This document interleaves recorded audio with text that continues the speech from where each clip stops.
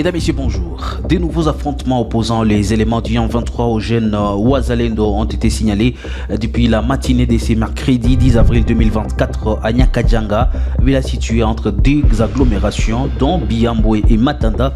Nous sommes dans les territoires de Massissi. Les forces armées de la République démocratique du Congo ont formellement démenti le rumeur selon lesquelles la MONUSCO aurait cédé ses positions au M23 dans les environs de la cité d'Elsake située dans les territoires de Massissi à l'est de la République démocratique du Congo.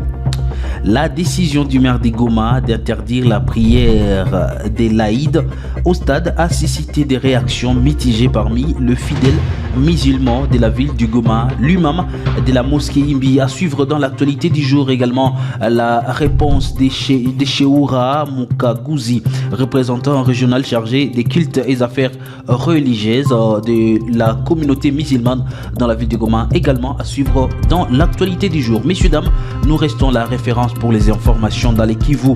Pour ne rien rater, n'oubliez pas de vous abonner.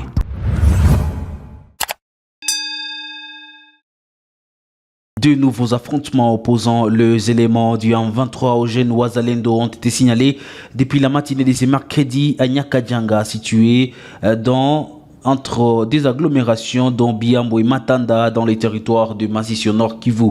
Selon notre source dans la zone, les positions des jeunes résistants ont été ciblées par ces terroristes, une situation qui a été à la base de la paralysie de plusieurs activités socio-économiques dans la région toutes les heures d'avant-midi de ce mercredi.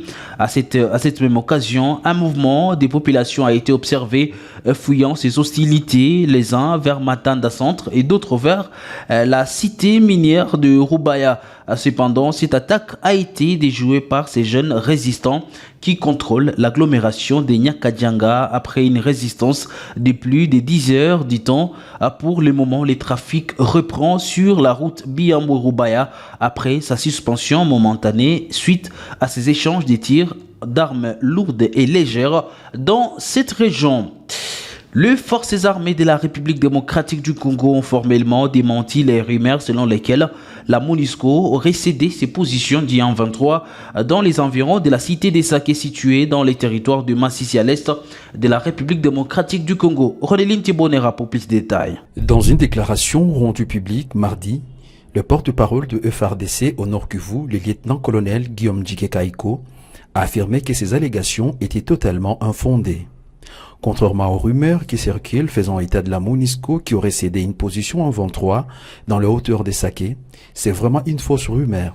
Vous devez savoir que les soucis de forces armées de la République démocratique du Congo pour manœuvrer librement, il était question que la MONUSCO puisse céder cette position pour que nous puissions avoir cette liberté de manœuvre, a déclaré le lieutenant-colonel Guillaume Djike-Kaiko. Cette déclaration intervient alors que des informations non vérifiées circulaient concernant une éventuelle cession de position de la part de la MONUSCO au profit du M23, groupe terroriste selon Kinshasa actif dans la région. Le FARDC ont réaffirmé leur engagement à assurer la sécurité dans la région du Nord Kivu et ont souligné la nécessité de maintenir une coopération étroite avec les forces internationales présentes dans le pays pour lutter contre les groupes armés et assurer la stabilité dans la région. Il est à noter que le Nord Kivu est régulièrement le théâtre des tensions et d'affrontements entre les forces gouvernementales, les groupes armés locaux et les forces internationales de maintien de paix, notamment la MONUSCO. La soirée de mardi 9 avril dernier a été marquée par un acte de violence choquant dans la ville de Goma. Un militaire assimilé à un membre de l'unité de la garde républicaine a fait irruption dans un restaurant du quartier Majengo, commune de Karisimbi, a ouvert le feu sur 3 personnes en train de dîner. Les victimes ont tragiquement perdu la vie. Les corps des victimes ont été rapidement transférés à la morgue selon les sources locales. Face à cette montée de l'insécurité, Karine Nabami, conseillère communale de Goma, a exprimé sa consternation et appelé les autorités à agir. Elle propose l'identification de tous les porteurs d'armes et de leurs groupes respectifs, soulignant la nécessité de comprendre les alliances dans cette situation critique. Elle en parle dans cet élément. Cette multiplicité d'armes incontrôlées se trouvant dans le milieu de ceux qui se disent Wazalendo, justement après un temps on a constaté que ce ne sont plus les jeunes qui se révoltent et qui combattent pour la patrie plutôt, qui s'appelle Muzalendo. Mais il y a également de brigands, de bandits de la ville qui ont pris des armes et qui tracassent la population, qui tuent la population chaque jour et qui s'appelle Muzalendo.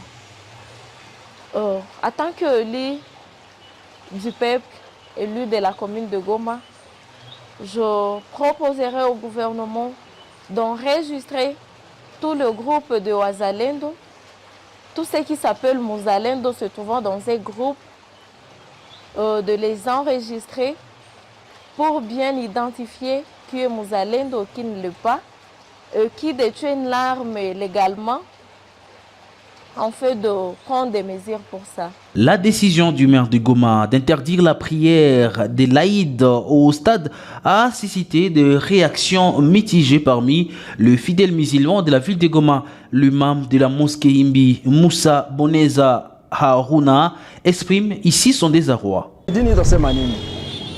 Que pouvons-nous dire comme responsables religieux? C'est l'État qui nous a demandé de ne pas nous réunir au stade. Le communiqué a été rendu public vers 17 h au lieu d'être diffusé plus tôt. Nos autorités ont choisi de le faire de leur manière. La préparation pour aujourd'hui a été rapide. Je ne savais même pas que les gens devraient être présents. Je ne comprends pas cette situation. S'agit-il d'une négligence des autorités? En tant que musulmans, ce genre de problèmes arrivent souvent et nous ne comprenons pas pourquoi. Pourquoi nous interdire de prier au stade comme le veut notre coutume? La religion veut que nous prions à un seul lieu. Je n'ai vu aucun dispositif de sécurité mis en place ici. Mais nous venons de terminer la prière sans problème. Même au stade, nous aurions pu le faire sans problème. Notre grande sécurité, c'est Dieu. En réponse, Cheoura Mukaguzi, représentant régional chargé des cultes et des affaires religieuses de la communauté musulmane, ici partage son regard des faits. De la ville Alikatala, c'est parce que tout comme kipindi ya vita, bakimbizi ni bamingi. Le maire de Goma a simplement interdit la prière au stade parce que nous sommes en période de guerre. Avec de nombreux déplacés, le stade aurait été bondé et difficile à contrôler, ce qui aurait pu entraîner des infiltrations. Ensuite, on aurait pu accuser à tort les musulmans de comportements répréhensibles. Par précaution, le maire a agi en conséquence de la situation sécuritaire liée à la guerre. Ces décisions du maire de Goma soulèvent des questions quant à la liberté des cultes et la sécurité de fidèles musulmans dans un contexte de tensions et d'instabilité sécuritaire à Goma. La communauté musulmane attend des autorités une meilleure communication et une prise en compte de leurs besoins religieux tout en assurant la sécurité de tous.